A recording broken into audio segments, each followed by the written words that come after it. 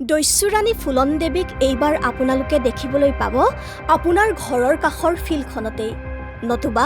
আপোনাৰ অঞ্চলটোৰ যিকোনো ৰাজহুৱা অনুষ্ঠান আয়োজন কৰা ঠাইখিনিত ৰ'ব আচল কথাটোনো কি আপোনাক ক'ব অভিনেত্ৰী প্ৰাঞ্জনা দত্তই নমস্কাৰ মই প্ৰাঞ্জনা দত্ত আপোনালোক সকলোকে জনাবলৈ পাই মই সুখী হৈছো যে 2026-27 বৰ্ষৰ বাবে মই বিনাপানী থিয়েটাৰৰ লগত জড়িত হৈ আছো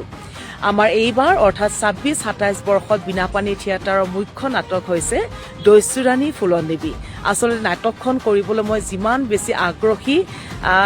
তাৰ উপৰিও মই আসলে খুব বেছি অলপ ভয়ও খাই আছো কাৰণ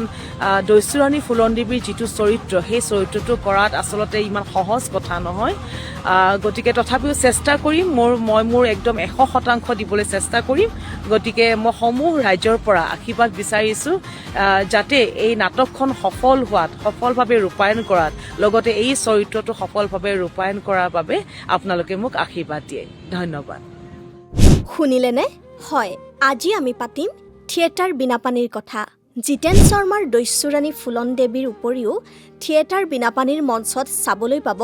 নৱৰত্ন পাটোৱাৰীৰ মালিনী চম্পক শৰ্মাৰ প্ৰচণ্ড এজাক ধুমুহা শীৰ্ষক নাটক দুখন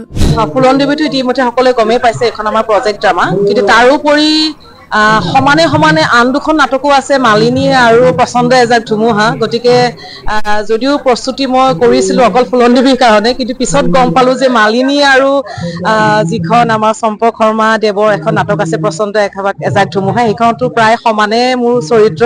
গতিকে খুব ভয় লাগিছে আৰু ভালো লাগিছে কাৰণ তিনিখন নাটকতে যেতিয়া খুব ভাল অভিনয় মানে কৰিবলৈ পোৱা এটা চৰিত্ৰ থাকে গতিকে বছৰটো খুব ধুনীয়াকে যোৱা যেন লাগে আৰু মই অভিনয়ৰ কাৰণে খুব ফুকাটোৰ আগৰে পৰা গতিকে এইবাৰ বিনাপানীত সেইটো সুযোগ পাম বুলি ভাবিছো গতিকে খুবেই ভাল লাগিছে আৰু খুব আশাবাদী আৰু দৰ্শককো মই মোৰ 100% দিবলৈ মই চেষ্টা কৰিম নাট্যগোষ্ঠীটোৰ আখৰা গৃহত এতিয়া পূৰ্ণ গতিত চলিছে প্ৰস্তুতি আহকচোন চাওঁ